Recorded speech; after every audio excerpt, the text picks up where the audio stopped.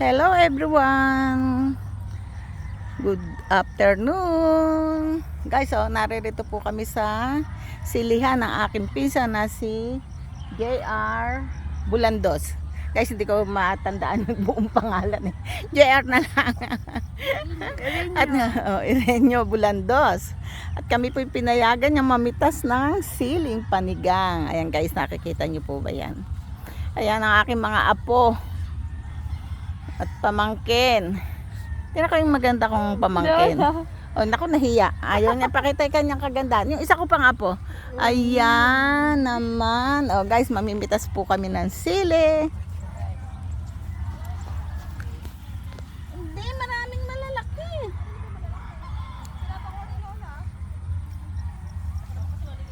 Dahan-dahan lang ang pamimitas kasi malalagas yung bulaklak. Let's go. Hindi pa kami tapos. Wait lang, wait ka lang dyan.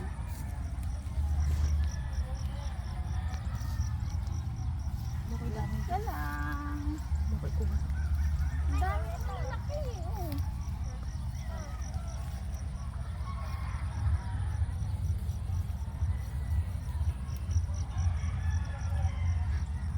Oh, diba? Yun ang gusto ng sili.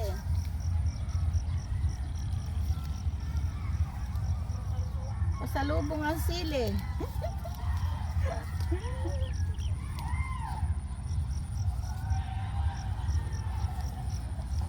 Ba't ganun yung iba na nahihinog na?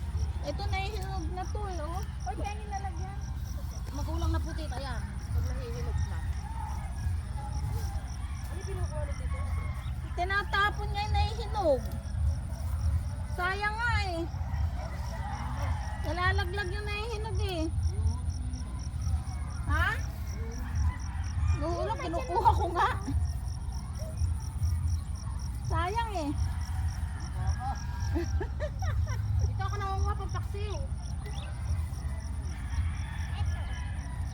Anong pampaksiw? Pinapaksiw pa ba to? Yes, dito, sarap. Sarap paksiw nito dito. Guys, oo nga pa. Oh. Tapaksiw ko ito mamaya, ulam namin. Ang haba. Ay, yung buto? Uy, ito, malaki ko. Ano mo yan, dali? Ayan. Oh, walang yaka bata ka. Dynamite. Wala ito lang. Ha? Ay, nalaglag ko. Lalaki. Okay lang to. Okay lang to, anak.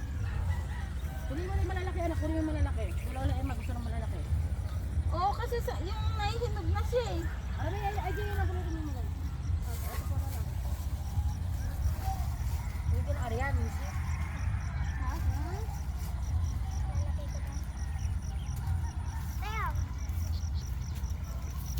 Nako, lalaki oh.